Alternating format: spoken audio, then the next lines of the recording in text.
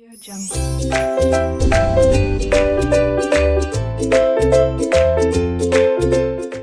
Students, welcome to R K knowledge channel. मैं Prem sir from R K classes. आप 12th standard subject B K में chapter death of a partner का third question देखने जा रहे हैं। ये गवर्नमेंट टेक्स्ट बुक में पेज 193 पर है।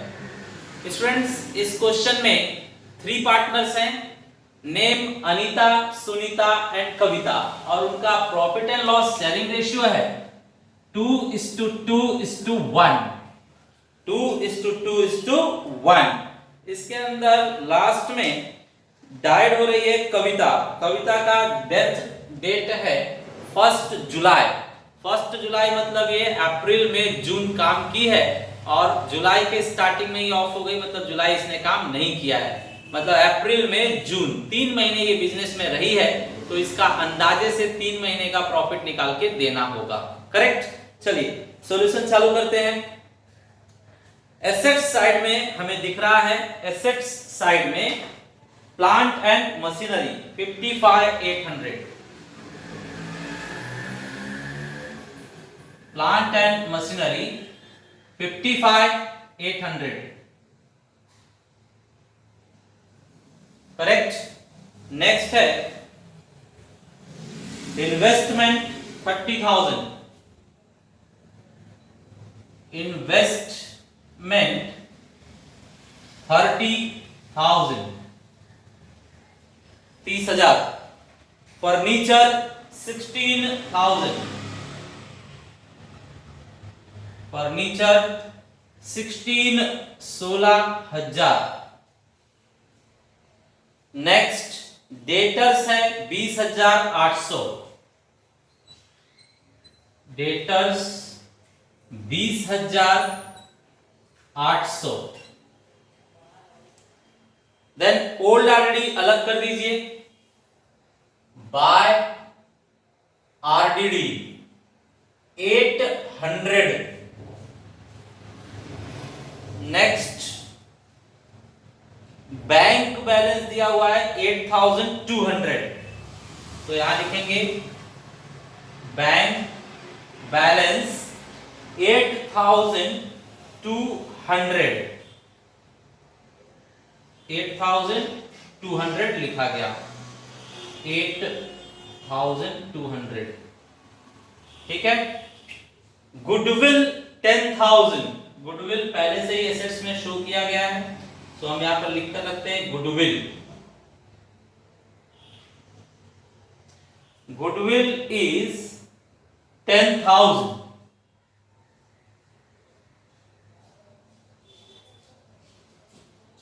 एसेट साइड हमने क्लियर किया। अब liability side. Liability side capital है अनीता, सुनीता, कविता का 40-40-20, 40,000, 40,000 and 20,000। कैपिटल बैलेंस को लिखेंगे by balance brought forward. Next है creditors 30,000, creditors 30,000। Then bills payable, bills payable, they said 2,000, and bank loan 8,000, bank loan 8,000। Correct. इस तरह से हमारा लायबिलिटी भी खत्म हुआ। स्टूडेंट्स, सारे एसेट्स में, सारी लायबिलिटीज लायबिलिटी में, सिर्फ कैपिटल बैलेंस यहां पर लिख दिया गया और आरडीडी अलग करके यहां पर लिखा गया है। स्टूडेंट्स, एक और ध्यान में रखिए, अगर बैंक पर कोई एडजस्टमेंट नहीं है तो हम उसे डायरेक्ट एसेट्स में लिखते हैं, लेकिन इस क्वेश्चन में बैंक से काफी एडजस्टमेंट लेन देन किए गए हैं, तो हमें इसे बाहर लेकर सिस्टमैटिक उन्हें प्लस माइनस करके जो फाइनल आंसर आएगा वो यहां लिखना चाहिए। तो ये 8200 में हटा रहा हूं, ओपनिंग बैलेंस यहां पर दिखा रहा हूं मैं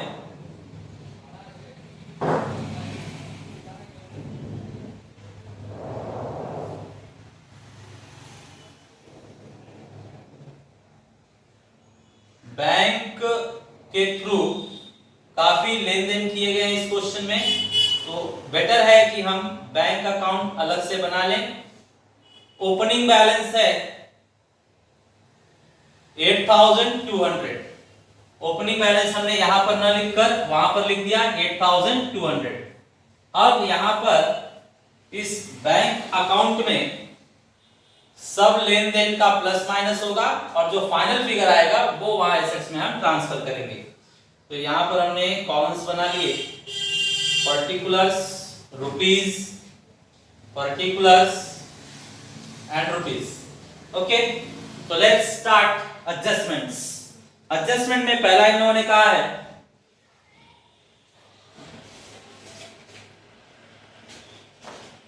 all debtors were considered good. सारे डेटर्स हमारे अच्छे हैं। सारे डेटर्स अच्छे होने का मतलब है हमें कोई आरडीडी बनाने की जरूरत नहीं है।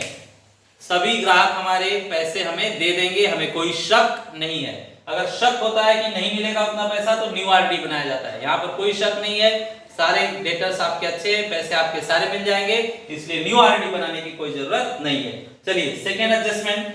सेकेंड एडजस्टमेंट है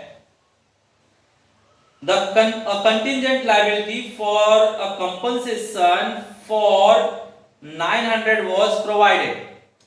कंटिंजेंट लायबिलिटी क्या होता है स्टूडेंट्स? मान लीजिए कोई केस चालू है हमारे ऊपर, अगर हम हार गए तो हमें उतना पेमेंट करना होगा और अगर जीत गए तो नहीं करना होगा।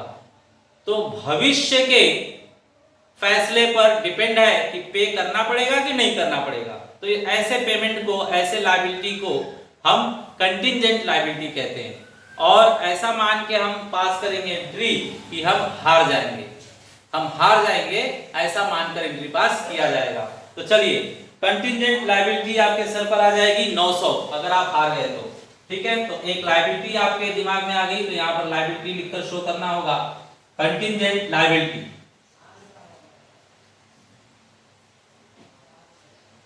The amount is 900। नेक्स्ट, ये एक सर पर लायबिलिटी आ गई तो हमारे लिए दुख की बात है, तो यहां पर डेबिट में दिखाएंगे to contingent liability. How much? 900। Okay, next, investment were sold out in the market at 10% profit. जो अपना इन्वेस्टमेंट है ये हम बेच रहे हैं, तो कभी भी स्टूडेंट्स कोई भी एसेट्स आप बेचोगे ना तो बुक वैल्यू ही लेस करना है। तो लेस सेल ऑफ इन्वेस्टमेंट। कितने का इन्वेस्टमेंट बेच रहे हो? 30,000 का इन्वेस्टमेंट बेच रहे हो, लेकिन बेचने से आपको पैसे जो मिल रहे हैं, बैंक में जो पैसे आ रहे हैं सेल ऑफ इन्वेस्टमेंट की वजह से, यहां पर मैं लिख देता हूं sale of investment. Sale of investments की वजह से पैसे आ रहे हैं आपके पॉकेट में 10% एक्स्ट्रा।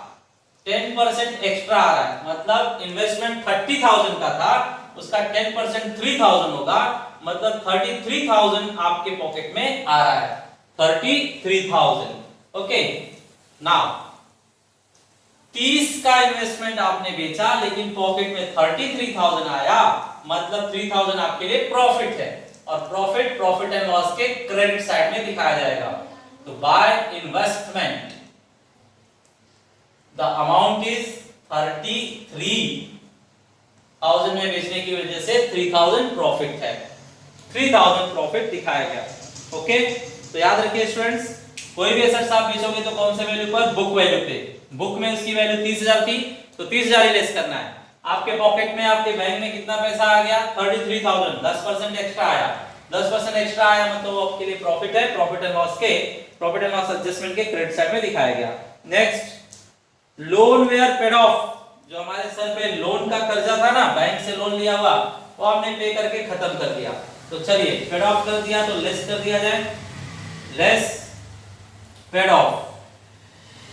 ये पूरा का पूरा पे करके आपने खत्म कर दिया, आपके सर पर से बैंक लोन की लायबिलिटी खत्म हो गई, वहां नील लिख दिया जाएगा।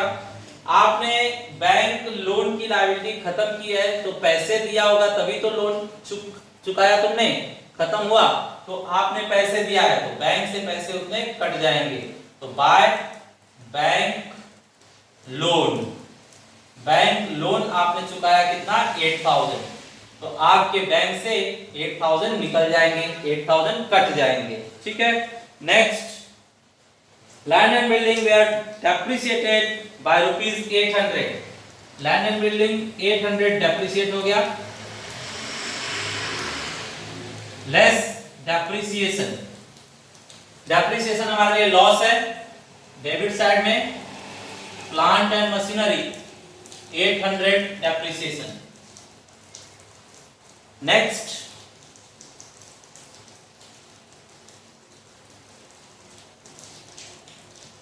डेप्रिसिएशन के ही लाइन में फर्नीचर पर 1100 डेप्रिसिएशन है, फर्नीचर पर अब 1100 डेप्रिसिएशन दिखाइए, लेस 1100 1100 डेप्रिसिएशन,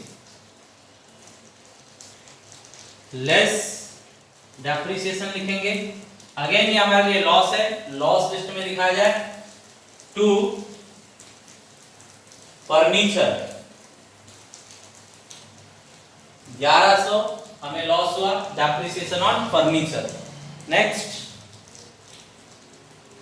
नेक्स्ट है हमारे पास goodwill of the firm was valued at ₹15,000, it was to be raised in the books.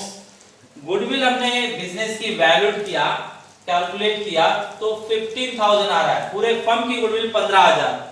तो पहले तो गुडविल आपने कितना दिखाया था 10,000, लेकिन ये एप्रिसिएट हो गया, तो एड एप्रिसिएशन 15,000 हो गया, मतलब एप्रिसिएशन कितना हुआ 5,000 एप्रिसिएशन हुआ है, करेक्ट। तो 5,000 जो है एप्रिसिएशन जो है पूरे फर्म का गुडविल बढ़ा है, तो पूरे ऑल फर्म ऑल पार्टनर्स को इसका बेनिफिट होगा।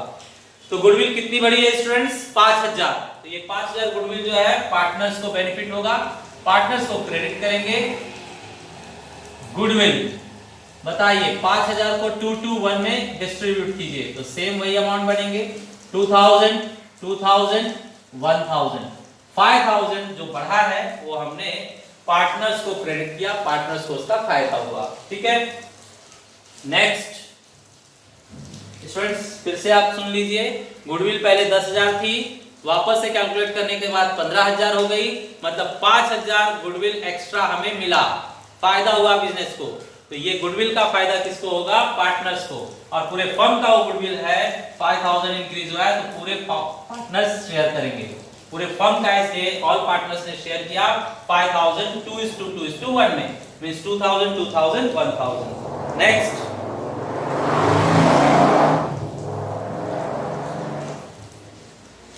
Kavita was entitled to get her share in profit up to date of her death. Profit for 2019-20 was estimated 10,000. तो काफी क्वेश्चंस में ये लोग कहते हैं खुद से एस्टिमेट कीजिए एवरेज प्रॉफिट वगैरह निकालकर, लेकिन यहाँ पर डायरेक्टली दे दिया गया है कि इस साल का प्रॉफिट अंदाजा लगाया गया, तो पता चल रहा है कि 10,000 प्रॉफिट होगा। तो 10,000 इस साल का प्रॉफिट मानकर हम आगे बढ़ते हैं। तो बताइए स्टूडेंट्स, हमें profit and loss suspense account का अमाउंट चाहिए। Profit and loss suspense account का अमाउंट निकालने के लिए हम देखेंगे कि 10,000 पूरे बिजनेस का पूरे साल का प्रॉफिट है, लेकिन ये जो ऑफ हुई है, ऑफ कौन हुआ है कविता, कविता 3 महीने ही काम करके ऑफ हो गई है, तो 3 महीने का ही उसको प्रॉफिट मिलेगा, प्लस 3 महीने का पूरा प्रॉफिट खुद नहीं लेगी, 3 महीने का जो प्रॉफिट रहेगा उसमें से सिर्फ 1 हिस्सा लेगी, मतलब 5 में से 1 हिस्सा, 5 में से 1 हिस्सा मतलब 1/5। ठीक है। अब इसे सॉल्व कर दीजिए स्टूडेंट्स, 3 4 जा 12, इसको 5 से कट कर देते हैं या फिर लिखकर कट करते हैं, ऊपर 10,000 है और नीचे 5 4 जा 20 है, 0 0 कैंसिल, 1000 का आधा कीजिए तो 500, 500 बन रहा है प्रॉफिट एंड लॉस का अमाउंट, तो वो हम यहां पर लिख देंगे। यहां पर मैं लिख रहा हूं profit and loss suspense account, amount हमें पता चला 500, 500। अब ये 500 हम दिखाएंगे डिसीज्ड पार्टनर, जो ऑफ हुई है पार्टनर कविता, उसके लाइन में by profit and loss suspense account, how much, 500। Correct students. Next इन लोगों ने कहा है the amount due to Kavita is paid by NEFT. तो ऐसा कुछ भी लिखा रहता है एनईएफटी वगैरह, तो ये बैंक से पेमेंट हो रहा है, तो बैंक से पेमेंट करने के लिए कहा जा रहा है। तो देखिए स्टूडेंट्स, कविता को जो भी इसके अंदर बंद करने के बाद हिसाब से आएगा कि इतना उसको चाहिए, तो कभी कभी ये लोग बोलते हैं कि उसका लोन बनाइए, तो लोन बनाकर लायबिलिटी में पास होता है। और इस क्वेश्चन में बोल रहे हैं कि पेमेंट कर दिया आपने, तो जो भी अमाउंट आएगा उसका पेमेंट करना है, तो पेमेंट कहां से होगा, बैंक से, तो बैंक से पेमेंट दिखा देंगे। करेक्ट। तो क्वेश्चन का सॉल्यूशन खत्म हो चुका है, इसे बंद करते हैं। तो ये देखिए लार्जर अमाउंट कौन से साइड में है, ये साइड में है 3800, वही 3800 यहां पर पास कीजिए, ऊपर का पूरा माइनस कीजिए, तो ये है आपके पास 2800, मतलब सिर्फ 1000 रुपए बचेगा। 1000 रुपया शेयर कर दिया जाए। कैपिटल अकाउंट, नाम है अनीता, सुनीता और कविता, रेशियो है 2:1, मतलब 400 400 एंड 200, 400 400 एंड 200। ये जो इनका प्रॉफिट है वो हमने 2:1 में शेयर कर दिया। डेबिट से पास कीजिए क्रेडिट में, सो क्रेडिट में आ रहा है bye profit and loss adjustment account लिखिए या फिर रीवैल्यूएशन अकाउंट। 400 400 एंड 200, 1000 रुपीज जो प्रॉफिट हुआ था वो शेयर कर दिया गया। अब स्टूडेंट्स इसे हम फाइनल कर लेते हैं। फाइनल करते टाइम मैं यहां पर देख रहा हूं 700 और ये 21 700 है। 21 700 में से कविता ने अभी तक कुछ भी नहीं लिया है, तो पूरा उसे चाहिए, तो पूरा का पूरा 21 700 उसे पेमेंट करेंगे हम एनईएफटी से, मींस बैंक से। तो यहां लिखा जाएगा बैंक अकाउंट, ब्रैकेट में अगर लिखना चाहें तो एनईएफटी। करेक्ट। चलिए डेबिट से क्रेडिट में शो कीजिए बाय कविताज कैपिटल अकाउंट। कविता के कैपिटल अकाउंट में बैंक से कितने पैसे पे किए जा रहे हैं, 21,700। ठीक है। चलिए बाकी लोगों का बैलेंस निकाला जाए। 42 400 42 400 42 400 42 400। अब ये ऊपर कुछ नहीं है, तो पूरा का पूरा बैलेंस बचेगा 42 400 42 400। ठीक है स्टूडेंट्स, इसे हम कहेंगे बैलेंस। तो to balance carried forward. Okay. अब बैंक को भी बंद करके हम बैंक का देख लेते हैं कि क्या अमाउंट आता है। बैंक का फाइनल अमाउंट जिधर बड़ा होगा वो पहले प्लस किया जाएगा, तो ये बड़ा है 41 200। सेम अमाउंट यहां पर लिखिए 41 200। इसमें से ऊपर का पूरा माइनस कीजिए तो आपको बैलेंस पता चलेगा। बैलेंस कैरिड डाउन, बैलेंस हो रहा है 5, ये हो गया 10 और 2। स्टूडेंट्स 41,200 में से ये ऊपर का माइनस किया जा रहा है, तो 12 में से 7 गया तो 5, फिर ये बचा है 40। 40 में से 29 40 में से मतलब 11। 29 माइनस किया गया 41 में से 40 से, तो 11, मतलब ये बैलेंस है। तो 41 200 में से ऊपर के दोनों अमाउंट माइनस करके ये आ रहा है 11,500। प्लस करके देख लीजिए, बराबर है ना, 7 5 12 बचेगा 1, 9 और 2 11 बचेगा 1 4। परफेक्ट है। क्रेडिट से डेबिट में पास कीजिए, तो डेबिट में आ गए बैंक, बैंक के सामने अब लिखेंगे 11,500। 11,500 रिकॉर्ड किया गया। करेक्ट। 11,500 बैंक के सामने। चलिए अब इसे भी टैली करके खत्म करते हैं। ये बैलेंसेस पास कीजिए। कैपिटल अकाउंट के balances, Anita and Sunita, amount 42,400, again 42,400 plus कर दीजिए 84,800, ये अमाउंट बाहर 30,000, ये अमाउंट बाहर 2,000, ये नील हो गया, ये कंटिजेंट लायबिलिटी। इसे प्लस करके देखिए कितना आता है 800 एंड 900, 1700 बचेगा 1, तो 5 एंड 2 7 आया, 8 एंड 3 11 एक और, ठीक है। चलिए इस साइड देखते हैं।